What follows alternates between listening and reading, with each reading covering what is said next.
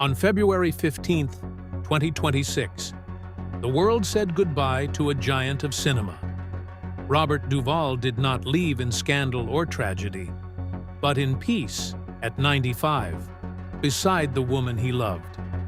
For more than 7 decades, he shaped American film with quiet power and relentless truth. This is the story of a man who never chased fame, only authenticity. Early life and discipline. Robert Duvall was born on January 5, 1931, in San Diego, California, the son of Rear Admiral William Howard Duvall and Mildred Virginia Hart. His father's life was defined by rank and protocol in the U.S. Navy, and his childhood was shaped by discipline, duty, and constant moves between military bases. He grew up largely in Annapolis, Maryland, where his father served at the United States Naval Academy. Through his mother, he was related to General Robert E. Lee and the historic Lee family of Virginia. Through his father came a long line of Maryland settlers.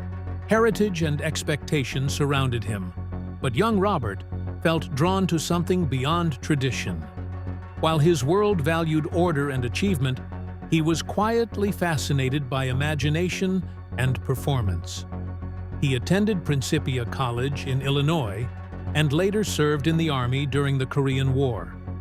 After his service, in 1955, he made a decision that confused his military family.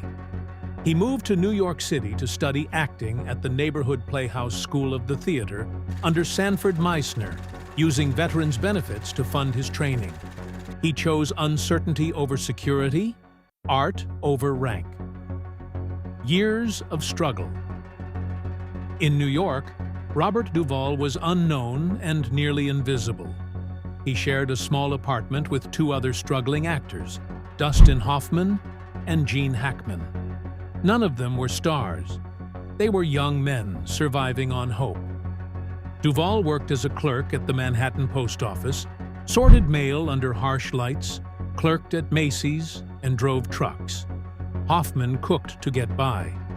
Hackman moved furniture. They faced rejection after rejection, learning patience the hard way. Duvall later said those years taught him resilience and humility. Success, he believed, would only matter if it was earned. His first major film role came in 1962 with To Kill a Mockingbird. Cast as Arthur Boo Radley, he had few lines, yet his presence lingered long after the film ended. Audiences felt the quiet humanity he brought to the mysterious neighbor. Duvall disappeared so completely into Boo that many forgot the actor behind the role.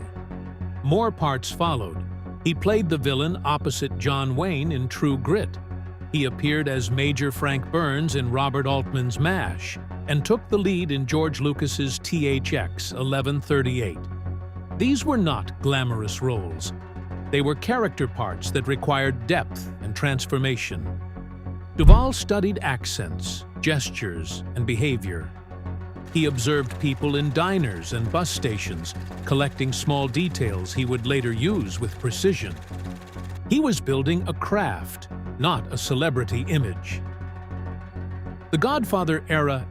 Everything changed when Francis Ford Coppola cast him as Tom Hagen in The Godfather. The film, released in 1972, reshaped American cinema. As the calm and calculating consigliere of the Corleone family, Duvall delivered a performance defined by restraint. He earned his first Academy Award nomination.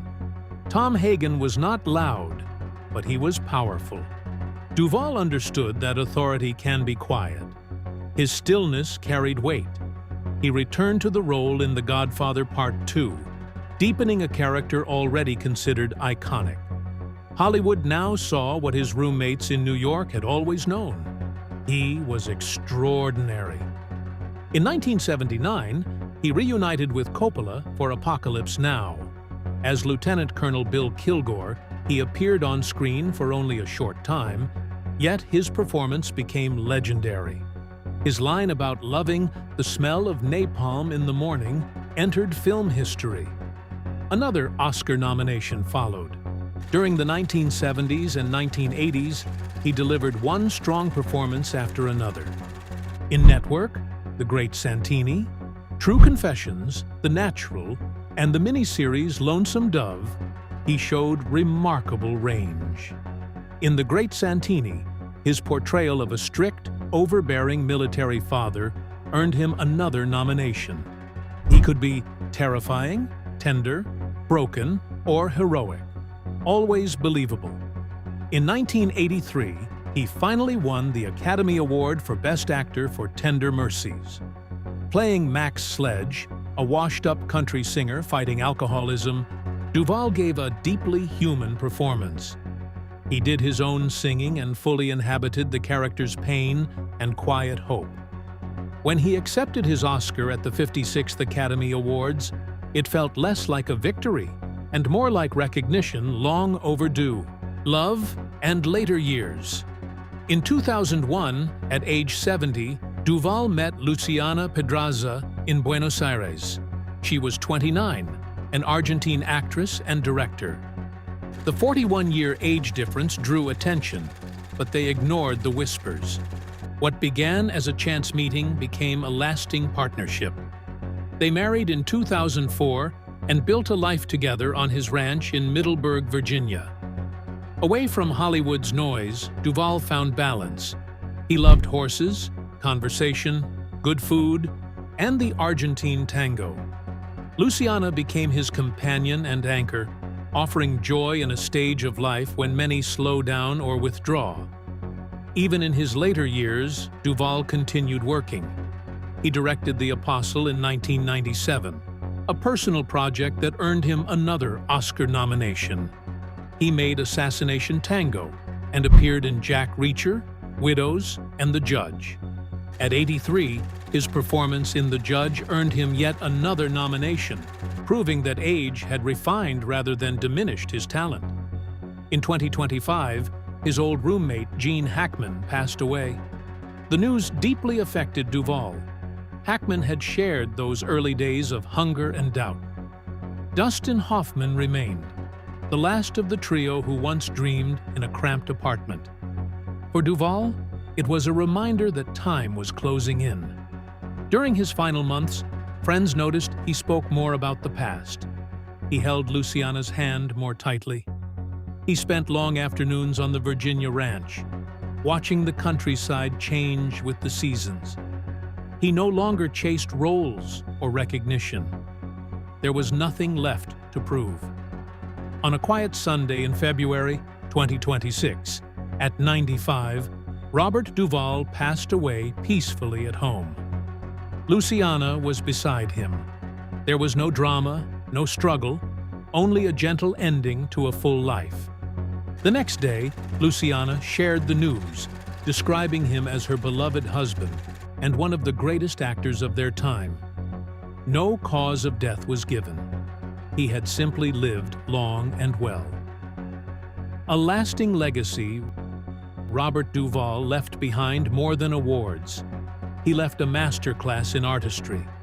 He showed that acting is not about fame or image, but about truth.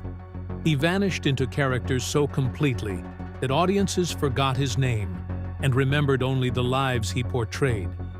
Boo Radley in To Kill a Mockingbird, Tom Hagen in The Godfather, Lieutenant Colonel Kilgore in Apocalypse Now, Max Sledge in Tender Mercies. These performances remain monuments to discipline and dedication. In keeping with his wishes, there was no grand memorial. His family encouraged people to honor him by watching a great film, telling a meaningful story, or enjoying the quiet beauty of the countryside. It was a simple request that reflected his life. No spectacle, just sincerity.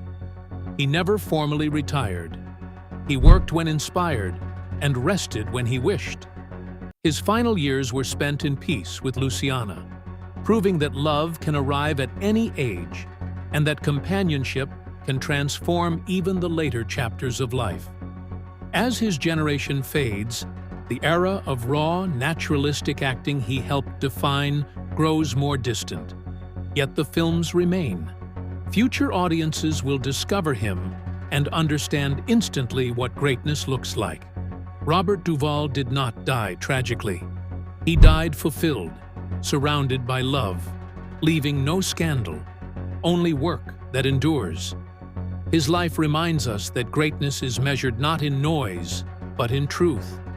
Moments when we give ourselves fully to our craft and to the people we love.